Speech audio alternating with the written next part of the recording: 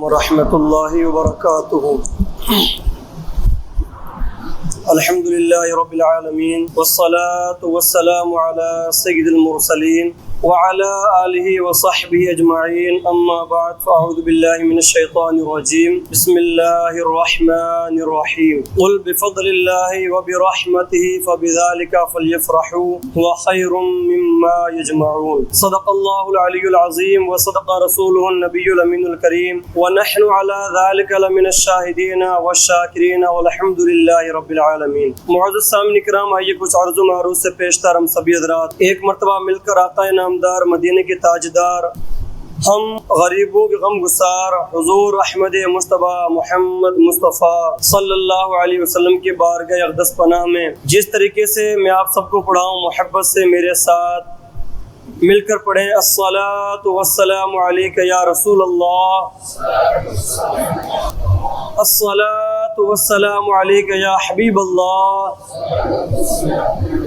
الصلاۃ والسلام علیک یا نبی اللہ، وعلی آلک واصحابک یا نور اللہ صلی اللہ علیہ وسلم۔ جہاں تاریخ تھا ظلمت کدا تھا سخت کالا تھا، جہاں تاریخ تھا ظلمت کدا تھا سخت کالا تھا، کوئی پردے سے کیا نکلا کہ گھر گھر میں اجالا تھا۔ محترم دوستوں، الحمدللہ ماہ میلاد کی آمد ہے، اور اس سے پہلے جو جمعہ گزرا اس میں میری نیت یہ تھی کہ حرمین طیبین کے تعلق سے چند باتیں اور سیدی سرکار اعلیٰ حضرت کے تعلق سے زیادہ باتیں ہوں، اس لیے کہ سیدی سرکار اعلیٰ حضرت امام احمد رضا خان رضی اللہ تعالیٰ عنہ وہ عزت مآب شخصیت ہیں، وہ اللہ تعالیٰ کے بہت بڑے بزرگ اور مجدد اعظم ہیں، جن کی وجہ سے، جن کے صدقے میں آج ہم سب کا ایمان محفوظ ہے۔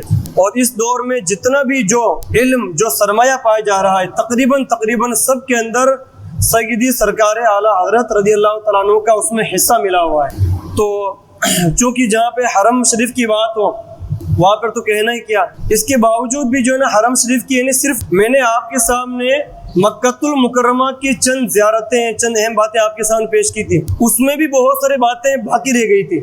میرے دل میں تھا کہ میں پیش کروں، لیکن وقت میں اجازت نہیں تھی، گنجائش نہیں تھی بالکل ہی میں۔ تو محترم دوستوں، دو باتیں جو بہت ہی اہم تھی وہ عرض کر دوں، اس کے بعد میں سیدی سرکار اعلیٰ حضرت رحمۃ اللہ تعالیٰ علیہ کے بارے میں چند باتیں آپ کے سامنے پیش کروں گا۔ پہلی بات تو یہ کہ ہم جب بھی ہمارا حرم شریف جانا ہو مکۃ المکرمہ تو ہمیں جعرانہ جانا چاہیے، اس لیے کہ یہ وہ مقام ہے۔ اخبار الاخیار میں شیخ عبدالحق محدث دہلوی رحمۃ اللہ تعالیٰ علیہ نقل فرماتے ہیں کہ ان کے استاد، ان کے مرشد نے ان سے فرمایا کہ تمہارا جب بھی حرم جانا ہو، مکۃ المکرمہ جانا ہو، تو جعرانہ سے جا کر عمرہ ضرور کرنا، اس لیے کہ میں نے وہاں رات کے تھوڑے سے حصے میں آقا کریم صلی اللہ تعالیٰ علیہ وسلم کا خواب میں 70 مرتبہ دیدار فرمایا ہے، وہ متبرک مقام جعرانہ۔ اور محترم دوستوں، جن سے ہو سکے ان کو چاہیے کہ وہ مسجد خیف جائیں۔ ایسے ہی مسجد خیف کے اندر 70 انبیاء کرام کی مزار پرانوار ہیں، اور مسجد جعرانہ وہ مسجد ہے جہاں پر 300 انبیاء کرام نے عمرہ کا احرام باندھا ہے۔ اور اسی مسجد میں آقا کریم صلی اللہ تعالیٰ علیہ وسلم نے اپنا مبارک عصا گاڑا، اور جیسے ہی آپ نے اپنا عصا گاڑا وہیں پر اللہ تعالیٰ نے پانی کا چشمہ جاری فرما دیا۔ روایتوں میں آیا کہ اسی جگہ پر آج بھی ایک کنواں بنا ہوا ہے جس میں پانی کی وہی مٹھاس موجود ہے۔ تو محترم دوستوں، جن سے ہو سکے وہاں پر بھی ان کو جانا چاہیے۔ اور اس کے علاوہ یہ تو مکۃ المکرمہ کی زیارتیں اور اس کی جو ہے نا فضیلتیں، اس کی جو ہے نا رحمتیں، اس کی برکتیں، الحمدللہ جو مدینہ شریف کی ہے وہ تو انشاءاللہ کبھی اگر وقت ملے گا تو میں آپ کے سامنے عرض کروں گا۔ سردست سیدی سرکار اعلیٰ حضرت رحمۃ اللہ تعالیٰ علیہ، اور الحمدللہ یہ میں بہت ایک بات مجھے پتہ چلی اور مجھے علم ہوا اس بات کا، تو مجھے بہت ہی خوشی ہوئی الحمدللہ۔ اپنے یہاں پہ جو مقتدی حضرات ہیں وہ بہت ہی بیدار ہے، بہت بیدار ہے الحمدللہ۔ چونکہ پچھلے جمعہ ایسا ہوا نہیں، تو وہ جیسے باہر نکلے ایک دن بعد بات آگے کہ حضرت آپ نے بات تو سب کر لی، لیکن اعلیٰ حضرت کا آپ نے نام بھی تو نہیں لیا۔ اعلیٰ حضرت نے تو آپ کا جو ان کا نام ہی نہیں لیا، ذکر بھی نہیں کیا آپ نے ان کا، نہ ان کا نام لیا، کچھ بھی نہیں کیا آپ نے۔ تو یہ بالکل سچی بات ہے. جو الحمدللہ آج کے وقت میں جو سنی ہے، جو پکا سنی اپنے آپ کو سنی ہونے کا دعویٰ کرتا ہے، اگر اس کے پاس میں اعلیٰ حضرت کا ذکر نہیں آئے یا نام ہی نہیں لے تو پھر سمجھ لو معاملہ گڑبڑ ہے. آپ لوگوں نے جو پکڑا ہے بالکل صحیح پکڑا. یعنی ہم سے بھول ہو گئی تو مقتدی ایسا ہونا چاہیے کہ وہ یاد دلا دے کہ اعلیٰ حضرت کا عرس آگے چلا گیا اور آپ نے ذکر بھی نہیں کیا. بولو سبحان اللہ. اور سیدی سرکار اعلیٰ حضرت نے دین کے اوپر کتنا کام کیا ہے، کتنا کام کیا ہے، اس کا اندازہ آپ اس سے لگا لیں. وہ خود فرماتے ہیں کہ قیامت تک میں نے جو باتیں لکھی ہیں، جو دین کا کام کیا ہے، یہ اتنا میں جو ہے شہد کی مکھی ہوں. کیا فرماتے خود کے بارے میں؟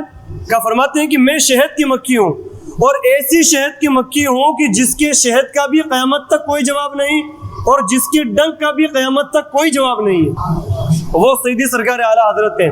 اور محترم دوستوں، سیدی سرکار اعلیٰ حضرت رضی اللہ تعالیٰ عنہ نے اس وقت امت کے اندر بے شمار خرافتیں، بے شمار بدعتیں رائج ہو رہی تھی. بدعت سے مراد غلط بدعتیں اور بد مذہب وغیرہ جو پیدا ہوئے تقریباً اسی زمانے میں پیدا ہو رہے تھے. اور جو باقی علماء کرام تھے سب کے سب آرام فرما رہے تھے، تھوڑے بہت بول رہے تھے. مگر سیدی سرکار خود ان کے بارے میں کہتے ہیں کہ اکثر علماء کرام کا حال یہ ہے کہ وہ بولتے نہیں ہیں. کیوں نہیں بولتے؟ اس لیے نہیں بولتے اگر بولیں گے تو ہمارے فلاں دوست برا مان جائیں گے.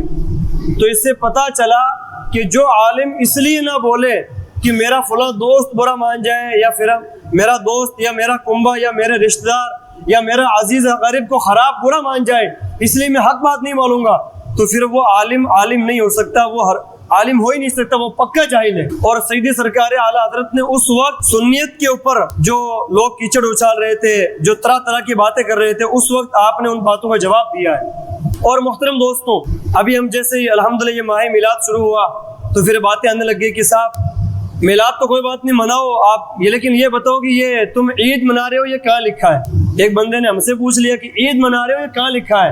عید تو دو ہی شریعت کے اندر. تو میں نے کہا بھائی جو دو عید ملی ہے یہ عید آقا کریم صلی اللہ علیہ وسلم کے صدقے ملی ہے. جب وہ دو عید منا سکتے ہیں تو جس کے بدلے میں یہ ملی ہے تو یہ عید ہم کیوں نہیں منا سکتے؟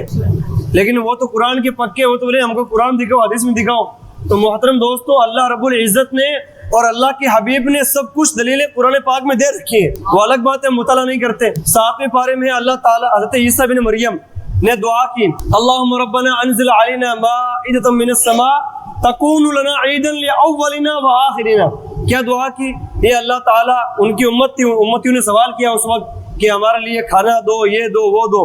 تو نے دعا کی کہ مولا تعالیٰ آج تو آسمان سے ہمارے لیے دسترخوان نازل فرما. دسترخوان نازل فرمائے گا تو پھر کیا ہوگا؟ تکون عیدا لاولنا وآخرنا. ایسا ہمارے گزشتہ لوگوں کے لیے اور ہمارے آنے والوں لوگوں کے لیے عید کا سما ہوگا. جب دسترخوان کا اترنا عید کا موقع ہو سکتا ہے تو آقا کریم صلی اللہ علیہ وسلم کا تشریف لانا عید کا موقع کیوں نہیں ہو سکتا؟ اور اسی طرح حدیث پاک میں آیا، لوگ کہتے ہیں دو ہی طرح کی عید ہے، تیسری عید ہی نہیں ہے، وہ تم نے من سے گڑھ لی. تو تیسری عید تو یہ ہو گئی. چوتھی عید کیا ہے؟ حدیث پاک میں آیا ہے کہ جمعہ مومنین کے لیے ہفتے کی عید ہے. اچھا یہ بتاؤ جمعہ افضل ہے یا آقا کریم صلی اللہ علیہ وسلم افضل ہے؟ حضور افضل ہے، سب سے افضل تو حضور ہے. تو جب جمعہ عید ہو سکتا ہے تو جن کے وسیلے، جن کے صدقے میں ہمیں یہ جمعہ ملا ہے وہ ذات بابرکت افضل کیوں نہیں ہو سکتی؟ وہ عید کیوں نہیں ہو سکتی؟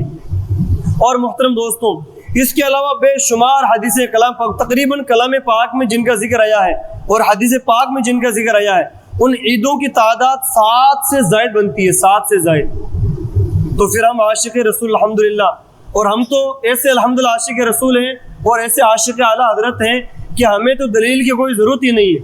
اور کوئی آپ سے پوچھے کہ بھئی یہ عید کہاں سے لکھی ہے تو پہلی بات تو ہے کہ آپ اس کو جواب دیں گے تو وہ سمجھنے کے لیے کوئی پوچھتا ہی نہیں ہے. آپ اس سے یہ پوچھ لیں کہ یہ کہاں لکھا ہے کہ عید منانا حرام ہے. آپ اس سے الٹا سوال کریں. ہمارے سنی بہت سیدھے سادے ہوتے ہیں. کوئی پوچھتا ہے عید کہاں لکھا ہے، یہ جھنڈے لگانا یہ کہاں لکھا، تو آپ بھئی یہ بتاؤ کہ جھنڈے لگانا حرام ہے یہ کہاں لکھا ہے؟ حضور کے وہ بولتے ہیں کہ نہیں حضور نے بڑے سادگی سے عید منائی، بڑے سادگی سے میلاد منایا، تو پھر آپ بھی مناؤ. آپ سے یہ بولے کہ آپ ایسا کرو تو آپ بول دیا کرو بھی حضور تو بہت سادہ رہا کرتے تھے، جھوپڑی میں رہا کرتے تھے، آپ بھی جھوپڑی میں رہو کیونکہ پکے مکان رہتے ہو. حضور نے سواری کس کی فرمائی؟ گھوڑے کی، اور ایسے ہی اونٹ کی سواری فرمائی آپ نے. تو آپ پھر جو ہے نا بہترین لگژری گاڑی میں کیوں چلتے ہو؟ آپ بھی سادہ طریقے سے زندگی جیو۔ تو یہ اس طرح کی باتیں آئیں گی آپ کے سامنے، آپ کسی کی بات کا جواب نہیں دینا ہے، اور کوئی پوچھے کہ یہ کہاں لکھا ہے، اس کا ثبوت کیا ہے، تو آپ اتنا ہی کہہ دینا کہ عید منانا، عید میلاد النبی جشن منانا، یہ ہم سب سنیوں کے نصیب کے اندر لکھا ہوا ہے اور کہیں نہیں لکھا ہوا ہے۔ اور محترم دوستوں، سیدی سرکار اعلیٰ حضرت رضی اللہ تعالی عنہ آپ سے پوچھا گیا کہ آقا کریم صلی اللہ تعالی علیہ وسلم کو کسی نے جو ہے یتیم کہہ دیا۔ یتیم کا معنی ہوتا ہے بے سہارا، اور اس کا اصل عرفی جو معنی ہے، اس کا مطلب ہوتا ہے جس کے ماں کا بچپنے میں انتقال ہو جائے۔ تو اپنے جیسے اپنے یتیم بولتے ہیں تو تھوڑا سا کہ کیوں بولتے ہیں یتیم ہے، تھوڑا بے کس ہے یا لاچار ہے یا مجبور ہے، اس معنی میں تھوڑا سا بولا جاتا ہے۔ حالانکہ یتیم کا معنی وہی ہوتا ہے اکثر، لیکن بعض دفعہ آدمی ایسی نیت مراد لے لیتا ہے۔ تو سیدی سرکار اعلیٰ حضرت رضی اللہ تعالیٰ عنہ کی بارگاہ میں یہ سوال پیش ہوا کہ ایک بندے نے، ایک عالم نے، اور وہ عالم کون؟ وہ بھی سنی تھے الحمدللہ، ان کے بارے میں پوچھا گیا کہ انہوں نے جو ہے حضور کو یتیم کہا ہے، تو اس کے بارے میں کیا کہنا ہے؟ تو سیدی سرکار اعلیٰ حضرت نے اس کے اوپر پورا کا پورا ایک رسالہ ترتیب فرما دیا، اور فرمایا کہ حضور بظاہر اگرچہ یتیم ہے مگر ہمیں یتیم کہنے کا حق حاصل نہیں ہے۔ جس طرح ہم ایک دوسرے کو یتیم کہتے ہیں کہ بے مجبور، بے کس یا بے پرواہ، اس کا کوئی پوچھنے والا ہے نہیں، تو اس کا نہیں ہے، بلکہ ہم یوں کہہ سکتے ہیں کہ اللہ تعالیٰ نے ان کا لقب بنایا یتیم، تو ہم یوں کہہ سکتے ہیں، باقی ہمیں اس بات کی اجازت نہیں ہے۔ اور محترم دوستوں، سیدی سرکار اعلیٰ حضرت رضی اللہ تعالیٰ عنہ کی وہ ذات ہے کہ آپ صرف علوم قرآن یا علوم حدیث کے اندر ماہر نہیں تھے، بلکہ جو دیگر علوم ہوتے ہیں ان کے اندر بھی آپ ماہر تھے۔ اس وقت آپ کے بارگاہ میں یہ فتویٰ پیش ہوا کہ سائنس یہ کہتی ہے کہ زمین گھومتی ہے، آسمان نہیں گھومتا، تو یہ آج کل بھی اکثر یہ لفڑا چلتا رہتا ہے۔ میں آپ کو مسئلہ بتا دوں، کلام پاک میں ہے وَالشَّمْسُ تَجْرِي لِمُسْتَقَرٍّ لَهَا، سورج چلتا ہے اپنے ایک خاص مقام کے لیے، خاص مقام تک سورج چلتا ہے، جاری رہتا ہے۔ یہ ہمارا عقیدہ ہونا چاہیے الحمدللہ۔ اور جس کا یہ عقیدہ نہیں ہے وہ کہتا ہے میں اس کو نہیں مانتا بلکہ میں یہ مانتا ہوں، تو اس کا عقیدہ قرآن کے خلاف ہے۔ اس کو آپ بتاؤ، اگر پھر بھی وہ نہیں مانتا ہے تو پھر وہ بندہ جو قرآن پاک کی ایک آیت کا انکار کرے وہ بندہ مسلمان نہیں ہو سکتا ہے۔ سیدی سرکار اعلیٰ حضرت نے تقریباً 300 سے زائد دلیلیں اس کے سلسلے میں جمع کر دی ہیں، اور کلام پاک میں آ گیا تو پھر تو بات ہی ختم ہے۔ اور آپ نے طرح طرح کی دلیل دی اس کے اندر، یعنی اتنے چھوٹی چھوٹی دلیلیں دی جو ہم سب لوگوں کے بھی سمجھ میں آ سکتی ہے۔ اور محترم دوستوں، سیدی سرکار اعلیٰ حضرت رضی اللہ تعالیٰ عنہ نے تقریباً 1000 رسائل تصنیف فرمائے، 1000 کتابیں۔ اور آپ سے ایک بندے نے پوچھا کہ سرکار آپ بہت ہی نیک آدمی ہیں، عالم باعمل ہیں، تو میں چاہتا ہوں کہ آپ ہمارے انجمن کے سرپرست بن جائیں، اور آپ ہمارے انجمن کا آپ جیسا بولیں گے ہم ویسا کیا کریں گے۔ تو سیدی سرکار اعلیٰ حضرت نے ان سے فرمایا کہ آپ مجھ سے کہتے ہو کہ میرے انجمن کا سرپرست بن جاؤ، آپ میرے پاس آؤ اور میرے صبح شام دیکھو، اگر اس دوران مجھے 1 منٹ وقت مل جائے تو وہ 1 منٹ بھی میں آپ کے لیے وقف کر دوں گا۔ یعنی آپ نے دین کا اتنا کام کیا کہ آپ کو دوسرے کاموں کے لیے 1 منٹ بھی فرصت نہیں ملتی تھی۔ اور کبھی بھی سیدی سرکار اعلیٰ حضرت بیان کرنے کے لیے، جیسے علماء کرام کا ایک ہے کہ بیان کرنے کے لیے باہر جاتے ہیں، ان کا 1 دن یا 2 دن اس میں سفر میں لگ جاتا ہے، تو سیدی سرکار اعلیٰ حضرت بہت کم باہر جاتے، بہت کم، صرف 3 مرتبہ آپ جو ہے باہر تشریف لے گئے، صرف 3 مرتبہ، اس سے زائد کی روایت نہیں ملتی ہے۔ اور اس کے علاوہ اگر آپ کا 1-2 جگہ تبلیغی دورہ ہوا تو وہ بھی صرف اور صرف تبلیغی دورہ تھا، یعنی اس میں یہ نہیں کہ آرام کرنا یا وقت بتانا، ایسا نہیں، بالکل نہیں تھا۔ تو وہ سیدی سرکار اعلیٰ حضرت کی ذات ہے، اور وہ خود فرماتے ہیں کہ جنت میں وہ یہ کہتی ہے بلبل باغ جناب کہ رضا کی طرح کوئی سحر بیاں نہیں ہند میں واصف شاہی ہدا، مجھے شوق یہ طبع رضا کی قسم۔ وہ خود فرماتے ہیں کہ جنت میں بلبلیں جب ایک درخت سے دوسرے درخت پر جاتی ہیں تو کوئی دوسری باتیں کرتی ہوں یا نہ کرتی ہوں، یہ باتیں ضرور کرتی ہیں کہ امام احمد رضا نے ہندوستان میں اس وقت میں جو پہرا دیا ہے دین کا وہ کسی نے بھی نہیں دیا ہے، وہ خود فرماتے ہیں۔ اور محترم دوستوں، سیدی سرکار اعلیٰ حضرت تقریباً 13 سال کی عمر میں آپ فارغ ہو گئے، اور آپ نے جو کتابیں لکھی ہیں فتاوی رضویہ، اس کا مطلب ہے کہ جو خطبہ ہے وہ عربی کے اندر ہے، اس خطبے کے اندر آپ نے خطبے کے اندر ہی تقریباً 30 سے 40 زائد کتابوں کے نام لے دیے، اور بڑا دلچسپ خطبہ ہے۔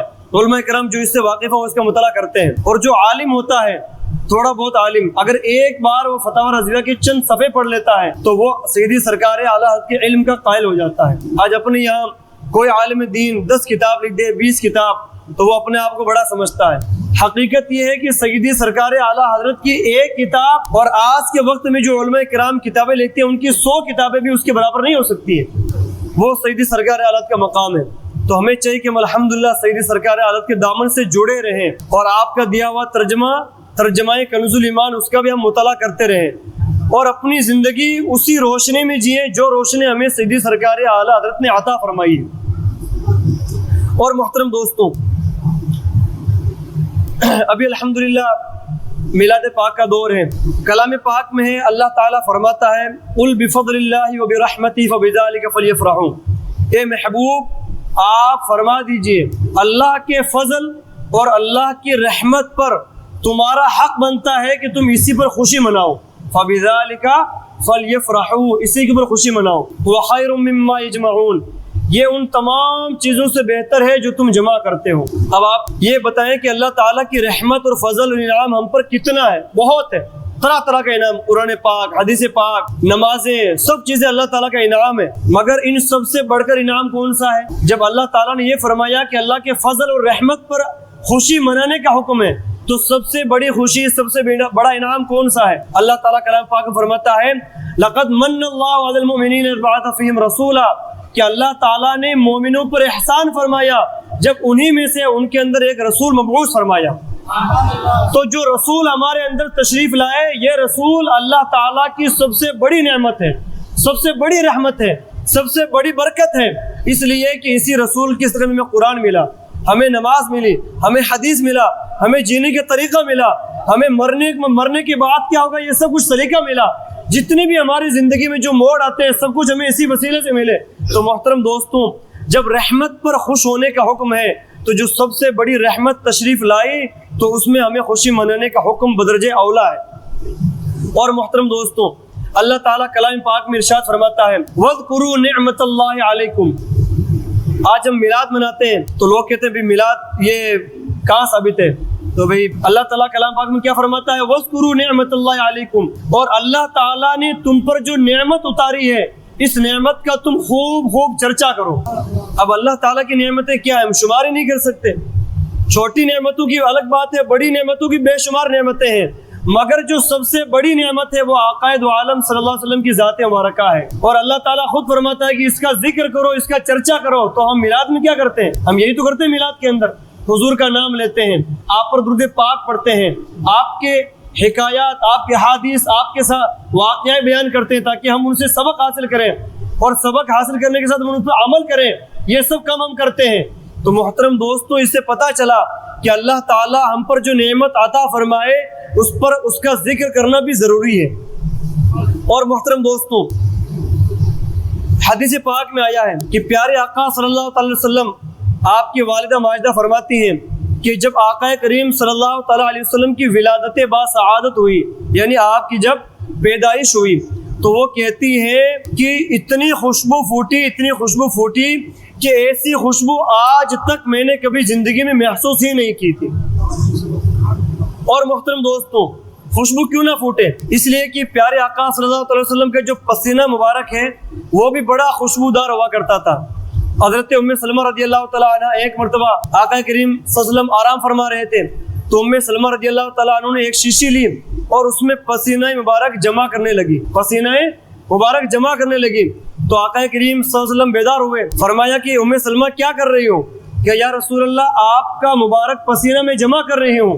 کہا اس کا کیا کرو گی؟ کہا ہم اپنے دلہنوں میں، ہماری جو دلہنیں ہوتی ہیں شادی کے موقع پر، اس وقت ہم اس کو خوشبو میں استعمال کریں گے، اس لیے کہ یہ ایسی خوشبو ہے جس دلہن کو لگ جاتی ہے تو اس کے ساتھ ہونے والی تمام عورتیں یہی کہتی ہیں کہ یہ خوشبو تم کہاں سے لائی ہو، ایسی خوشبو ہم نے زندگی میں آج تک نہیں دیکھی۔ تو محترم دوستوں، جب آقا کریم صلی اللہ تعالیٰ علیہ وسلم کے مبارک پسینے کا یہ عالم ہے تو جب وہ پیدا ہوئے تو اس وقت خوشبو کا عالم کیا ہوگا۔ اور حدیث پاک میں آیا ہے، آج ہم جھنڈے لگاتے ہیں تو پھر وہی باتیں آتی ہیں کہ یہ اس کا ثبوت کہاں سے؟ پہلی بات ہمیں ثبوت دینے کی ضرورت ہی نہیں ہے۔ پھر بھی اگر کوئی سچا پکا آدمی ہے کہ آپ کو ایسا لگتا ہے کہ یہ مان سکتا ہے ہماری بات، تو اس کو آپ ثبوت دیجئے۔ حدیث پاک میں آیا ہے سیدنا آمنہ رضی اللہ تعالیٰ عنہ فرماتی ہیں، وہ کہتی ہے کہ جب آقا کریم صلی اللہ تعالیٰ علیہ وسلم کی ولادت ہوئی تو میں نے دیکھا کہ 3 جھنڈے نصب کیے گئے، ایک مشرق میں، ایک مغرب میں، ایک کعبے کی چھت پر۔ جب کعبے کی چھت پر جھنڈا حضرت جبرائیل نے نصب کیا تو آج ہم بھی اپنے گھروں پر اپنا جھنڈا حضور کی میلاد کی خوشی میں لگا سکتے ہیں۔ اور یہ جھنڈا کس کی سنت ہے؟ یہ حضرت جبرائیل رضی اللہ علیہ السلام کی سنت ہے کہ آپ نے جھنڈا لگایا، ان کا دیکھی ان کی سنت کے مطابق ہم بھی جھنڈا لگاتے ہیں۔ اور محترم دوستو، حدیث پاک میں آیا ہے، پیارے آقا صلی اللہ تعالیٰ علیہ وسلم نے خود فرمایا میں پیر کے دن روزہ رکھتا ہوں۔ عرض کیا صحابہ نے، یا رسول اللہ آپ اس دن روزہ کیوں رکھتے ہیں، کیا وجہ ہے اس کی؟ تو آقا کریم صلی اللہ تعالیٰ علیہ وسلم نے فرمایا اس لیے روزہ رکھتا ہوں کہ اس دن میری ولادت ہوئی، اس دن میں پیدا ہوا۔ جب آقا کریم صلی اللہ تعالیٰ علیہ وسلم خود اپنی ولادت کا دن منا سکتے ہیں تو پھر ہم غلامان مصطفیٰ کیوں نہیں منا سکتے؟ اور محترم دوستوں، حدیث پاک میں آیا ہے کہ جب 12 ربیع الشریف کا دن آتا یا یہ دن قریب ہوتا یا یہ مہینہ قریب ہوتا تو بے شمار صحابہ کرام جمع ہوتے، جگہ جمع ہوتے، اور دوسرے صحابی ان کے پاس میں آتے، کہا آپ چند صحابہ کرام بیٹھے تھے، آپ کیا باتیں کر رہے تھے؟ کہا ہم کچھ نہیں، ابھی یہ ربیع الاول شریف کا مہینہ آنے والا ہے تو ہم آقا کریم صلی اللہ تعالیٰ علیہ وسلم کی ولادت کے وقت جو باتیں ہوئی تھی ہم سب ان کا ذکر کر رہے تھے، اور ولادت کے وقت کیا کیا باتیں ہوئی تھی بے شمار۔ حدیث پاک میں آیا ہے کہ جب آپ پیدا ہوئے، آقا کریم صلی اللہ تعالیٰ علیہ وسلم کی جب پیدائش ہوئی تو فارس میں آتش کدہ تھا، اس آتش کدے میں 1000 سال سے آگ جل رہی تھی، اس لیے کہ وہ آگ کو پوجتے تھے۔ جب صبح اگلے دن جو پجاری آئے، دیکھا کہ آتش کدہ بجھا ہوا ہے، کہا آتش کدہ کیوں بجھا ہوا ہے؟ کہا اس لیے بجھا ہوا ہے کہ آج کی رات پوری دنیا کے نبی حضرت محمد مصطفیٰ صلی اللہ تعالی علیہ وسلم کی پیدائش ہو چکی ہے۔ اور کس طرح کا جب بادشاہ آیا تو اس نے کہا کہ میرے محل کے 14 کنگرے گرے ہوئے ہیں، اتنا مضبوط محل بنایا، یہ کیسے گر گئے؟ تو کہا کہ اس لیے گرے کہ آج کی رات وہ نبی آخر الزماں پیدا ہو چکے ہیں جس کے بعد میں تیری حکومت بھی ختم ہو جائے گی اور تیری بادشاہت بھی ختم ہو جائے گی۔ اور محترم دوستوں، بے شمار ہم فضیلتیں سنتے ہیں آپ کی ولادت کے وقت، تو ہم جو میلاد مناتے ہیں یہی میلاد ہے اصل، کہ ہم حضور کا ذکر کریں۔ آپ جب پیدا ہوئے تو کیا کیا باتیں رونما ہوئی، ہم ان کے مطابق چلیں، اور ہم جتنا حضور کا ذکر کریں گے اتنی ہمارے دل کے اندر آپ کی عزت اور عظمت بڑھے گی، اور جتنی ہمارے دل میں حضور کی محبت بڑھے گی انشاءاللہ ہم اتنے ہی سچے اور پکے مسلمان ہوں گے۔ محترم دوستوں، آقا کریم صلی اللہ علیہ وسلم کے قمیص کے بارے میں سیدی سرکار اعلیٰ حضرت سے کسی نے سوال کیا، جیسے اپنا قمیص ہوتا ہے کوئی بات نہیں، مگر آقا کریم صلی اللہ تعالیٰ علیہ وسلم نے جو قمیص پہن لیا اب وہ قمیص نہیں ہے بلکہ وہ قمیص مبارک ہے، اور اعلیٰ حضرت فرماتے ہیں وہ قمیص نہیں بلکہ قمیص سراپا تقدیس، یعنی وہ قمیص جو مکمل پاکیزہ ہے، وہ ہمارے طرح نہیں ہے۔ اور یہی ایک عاشق مصطفیٰ کا سچا حق بنتا ہے، جس چیز کو جب اللہ کے رسول سے محبت ہو جائے یا نسبت ہو جائے تو پھر وہ چیز نہیں رہتی بلکہ وہ مبارک بن جاتی ہے۔ ہم بولتے ہیں اپنے تھوک کو، ہم بولتے ہیں کہ ہمارا تھوک، مگر جب آقا کریم صلی اللہ علیہ وسلم کی بات آئے تو ہم کیا بولتے ہیں؟ لعاب مبارک۔ ہم بولتے ہیں کہ لعاب مبارک کسی کنویں میں آپ نے ڈالا، اور ایسے ہی بلکہ یہ تو ایک محبت والی بات ہے۔ میں آپ کو ایک چیز اور عرض کر دوں، ہم نے کئی مرتبہ سنا ہوگا دراز گوشت، اب اس کے بارے میں کیا بتاؤں گا آپ کو، بعد میں بتاؤں گا۔ دراز گوشت ایک جانور کا نام ہے، آقا کریم صلی اللہ تعالیٰ علیہ وسلم نے اس پر سواری فرمائی، اس کا نام تھا یعفور۔ کیا نام تھا؟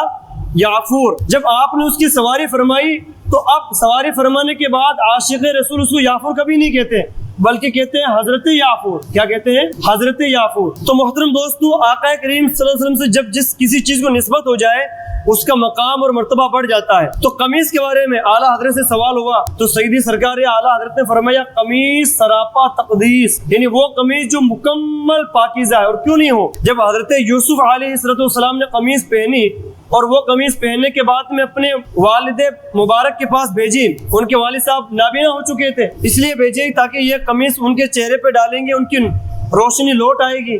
تو جب اس نبی کی قمیص کا یہ عالم ہے تو نبی آخر الزماں کے قمیص کی برکتوں کا کیا عالم ہوگا؟ اور سبحان اللہ، الحمدللہ، ہم سب کے لیے بہت ہی برکت والی بات ہے بہت اچھی بات ہے الحمدللہ. کیا وہ یہ کہ قمیص مبارک آقا کریم صلی اللہ تعالیٰ علیہ وسلم کا جبہ مبارک وہ ہمارے ناگور ضلع کے اندر ہے. سبحان اللہ. کہاں پہ ہے؟ ناگور ضلع میں. اور ناگور ضلع میں کہاں پہ ہے؟ روحل شریف. ہم جب روحل شریف جاتے ہیں تو راستے میں آتا ہے نا روحل, وہ روحل ایسے گاؤں آتے ہیں, ترنو آتا ہے, روحل آتا ہے, اچیڑ آتا ہے. تو کبھی آپ سوچیں کہ یار ترنو شریف کبھی کیوں نہیں بولے ہیں, اچیڑا شریف کبھی کیوں نہیں بولے, روحل شریف کیوں بولتے ہیں؟ کبھی آپ نے سوچا؟ اس لیے بولتے ہیں روحل شریف کہ اسی روحل شریف کے اندر آقا کریم صلی اللہ تعالیٰ علیہ وسلم کا پہنا ہوا مبارک جبہ تشریف فرما ہوا ہے. تو ہمیں چاہیے کہ ہمارا جب بھی ادھر سے جانا ہو, وقت ملے تو ہم اس کی زیارت کریں. اس کی زیارت کرنے پہ ہمیں ثواب ملے گا, اس کا بھی ہمیں نیکیاں ملے گی, اس کی بھی ہمیں بے شمار ثواب ملے گا. اور محترم دوستوں, آقا کریم صلی اللہ علیہ وسلم کی مبارک قمیص کا یہ عالم, آپ کے ہر چیز کا یہ عالم, اور سیدی سرکار اعلیٰ حضرت نے یہی چیزیں ہم کو بتائی ہیں, یہی سب چیز. اور ابھی انشاءاللہ ہم سب کو ایسا لگ رہا ہے کہ اپنی مسجد میں آنے کے بعد میں کہ عید کا ماحول آ چکا ہے, تو ہمیں سب سے پہلے اپنے اپنے گھروں میں پرچم رسالت لگانا ہے, مبارک جھنڈا لگانا ہے, اس لیے کہ اس سے ہماری پہچان ہوتی ہے. اب کوئی بھی ثبوت کیا تو بھی ابھی پہلے 15 اگست گزری, ہم سب نے جھنڈا لگایا. کہاں لکھا قرآن کے اندر, کہاں لکھا حدیث کے اندر؟ سب نے بائک پہ لگایا, تو چلو گھر پہ لگا دو ترنگا, کوئی بات نہیں, بائک پہ کیوں لگایا؟ قرآن میں کہاں لکھا؟ کہیں نہیں لکھا, پھر بھی لگایا. تو وہاں ثبوت نہیں مانگا, یہاں ثبوت کیوں مانگ رہے ہو؟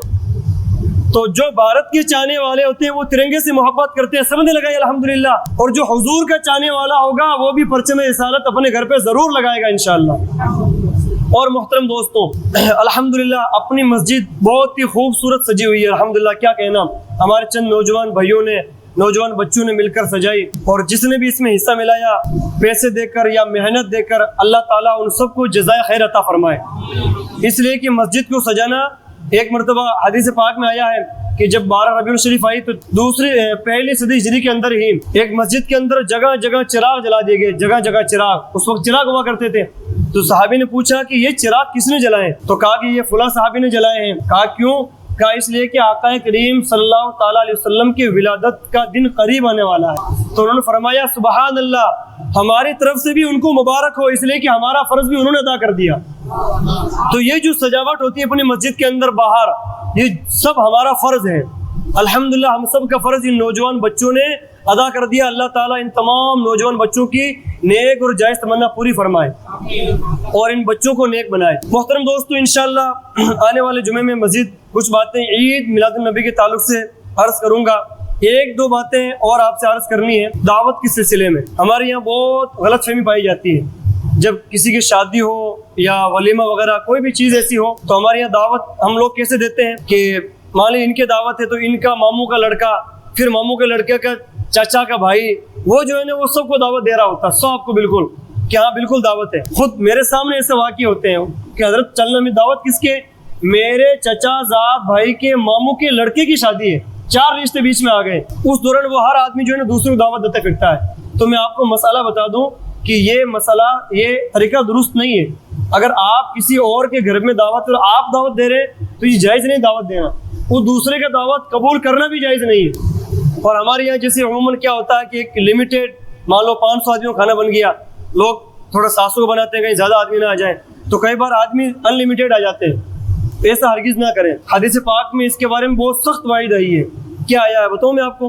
فرمایا پیارے آقا صلی اللہ تعالیٰ علیہ وسلم نے, جو بندہ بغیر دعوت کے کھانے کے لیے گیا وہ چور ہو کر داخل ہوا اور ڈکیت بن کر نکلا, غارت گری یعنی ڈکیتی کر کے نکلا. اس شخص کے بارے میں جو بغیر پوچھے بغیر دعوت دیے کسی دوسرے بندے کے گھر پہ کھانا کھانے کے لیے چلا جاتا ہے. تو ہمیں چاہیے کہ ہم ایسے رسم و رواج بند کر دیں.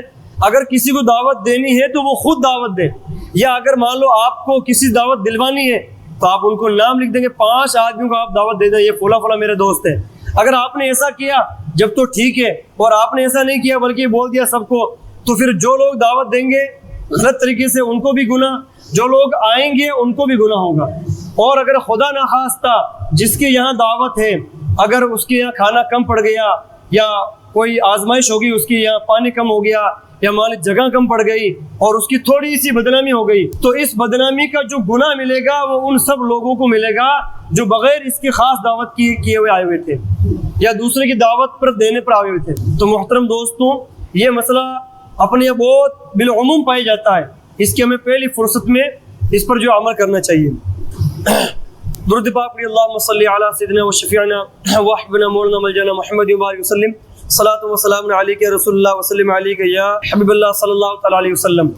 ابھی الحمدللہ ہمارے امام صاحب حضرت علامہ مولانا شمس الدین قادری صاحب قبلہ عمرہ کے دوران جب مدینہ شریف میں تھے تو بہت ہی غم کی بات ہے, افسوس کی بات کہ آپ کے والد صاحب کا انتقال ہو گیا تھا. انا للہ و انا الیہ راجعون. تو اسی لیے حضرت وہاں سے جب آئے تو آنے کے بعد میں ایک دن یہاں رہ کے قیام کر کے واپس اپنے گھر تشریف لے گئے. تو ہم سب کا حق بنتا ہے کہ الحمدللہ حضرت ہمارے یہاں اہل سنت اور سنیوں کے ایمان کی کافی سالوں سے خدمت کر رہے ہیں الحمدللہ, اور ہم سب کا ایمان بچا رہے ہیں. یعنی جو بھی عالم دین چاہے وہ کہیں کا ہو, جس مسجد میں بھی اہل سنت کی سچی خدمت کرتا ہے, مسائل بتاتا ہے, وقت آنے پر تنبیہ کرتا ہے, تو وہ عالم دین سچا عالم دین ہے. ٹھیک ہے, اس کو کسی سے کوئی بات ہو جائے اس کو لے کے نہیں بیٹھنا چاہیے, اس لیے کہ عالم کی نفرت, اگر کوئی عالم دین سے سچی نفرت کرتا ہے یعنی بالکل واقعی میں نفرت کرتا ہے تو حدیث پاک میں یہ کہ اس کا خاتمہ ایمان پر نہیں ہوگا, اور کسی زمانے چپکلش ہو بھی جائے ایسی تو اس کو چھوڑ دینا چاہیے.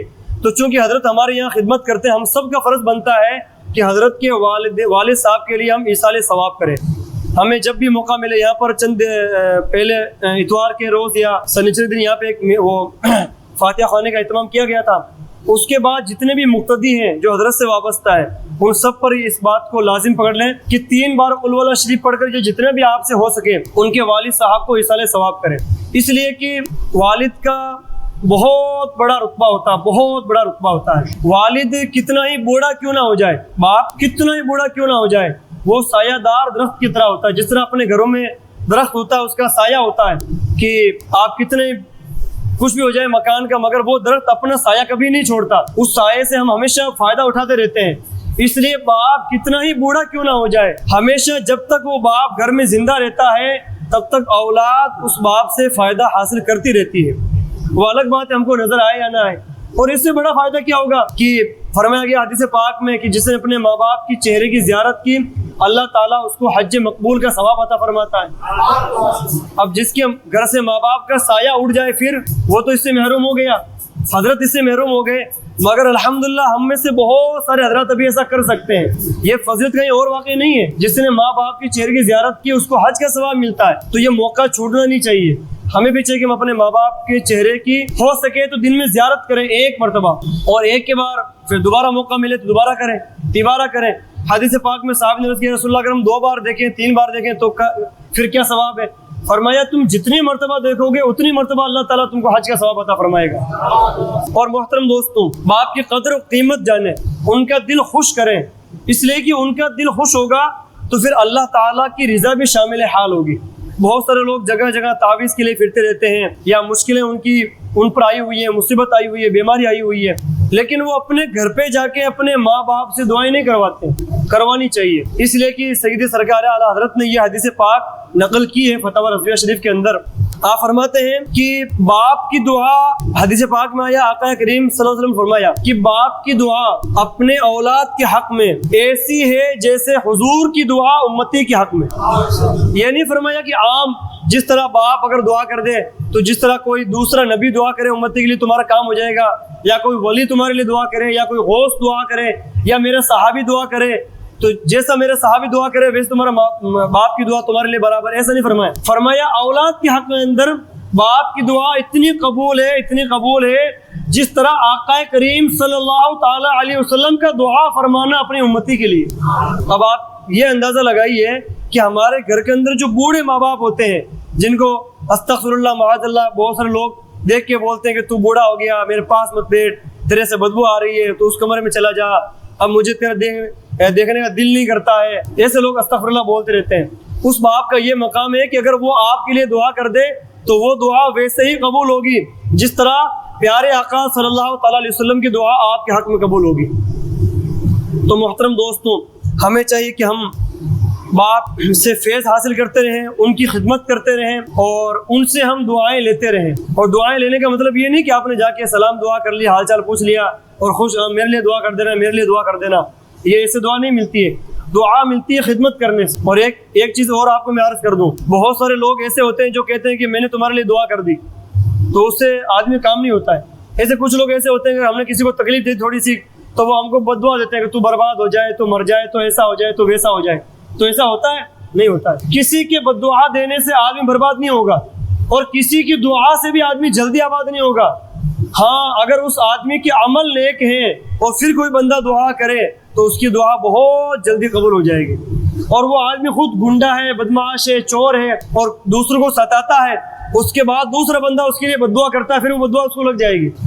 تو اس سے پتہ چلا کہ ہمارے اعمال درست نہیں ہے. اور پھر ہم والد صاحب سے بولے میرے لیے درست دعا کر دو. ہم والد صاحب کی خدمت نہیں کرتے ماں باپ کی، ان کو پوچھتے تک نہیں ہے، ان کے لیے فروٹ نہیں لاتے، اگر گھر میں لاتے ہیں تو چھپا کر بیوی کو دیتے ہیں کہ دکھ نہ جائے. جبکہ ہمارے والدین تو ایسے تھے کہ ہم جب چھوٹے چھوٹے تھے تو وہ دکھا کر ہمارے لیے فروٹ لاتے تھے کہ دیکھو بیٹا تمہارے لیے فروٹ لایا ہوں. اور آج ہم ایسے ہو گئے کہ اپنے والدین سے چھپا کے گھروں میں دیتے ہیں کہ والد دیکھ نہ لیں، چپ کے سے لے جانا.